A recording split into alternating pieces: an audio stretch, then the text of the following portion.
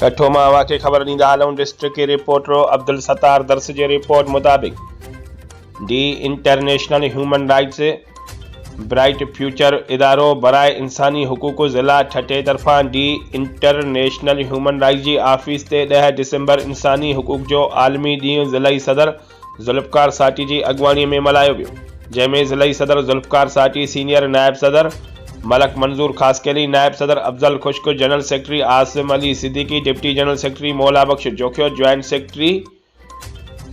Secretary Shahzeb Baloch, joint secretary 2 Muzaffar Lasi, information secretary Sattar Dars, press secretary Arbaz Qureshi, finance secretary Ali Haider Khadai, office secretary Sher Ali Malla, Mahfooz Kashmiri ऐं UC चिलिया जो सदर अली नवाज़, senior नायब सदर नियाज़ अहमद, रफ़ीक अहमद, सरफराज उस्मान, रुस्तम ज़ाहिद ऐं सिविल सोसाइटी जे माण्हुनि वॾे तइदाद में शिरकत कई, जॾहिं त ज़िलई सदर ज़ुल्फ़कार साटी, मौला बख्श जोखियो, मलक मंजूर खासकेली, शाहज़ेब बलोच जिन ख़िताब कंदे चयो त अॼु इंसानी हुकूक जो आलमी ॾींहुं आहे।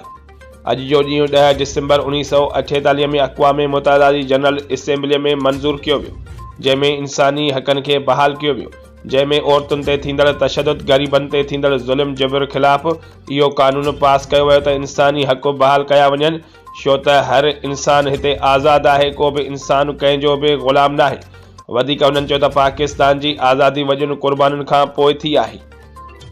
असांजे क़ाइदे आज़म मोहम्मद अली जिन्ना जूं वॾियूं क़ुर्बानियूं आहिनि। पाकिस्तान जे सरहदनि ते वेठल पाकिस्तान आर्मी जा जवान असांजे मुल्क जी हिफ़ाज़त करे रहिया आहिनि। असांजो मुल्क एटमी मुल्क आहे। असांखे फ़ख़ुरु आहे त असां पाकिस्तानी आहियूं। जो ॾींहुं अॼु मल्हायो आहे, जंहिंमें असांजे जेका उहिदेदार आहिनि, जेके इंटरनेशनल ह्यूमन राइट्स जा जेके उहिदेदार आहिनि, मेंबर आहिनि, ऐं में जेका शिरकत कई आहे।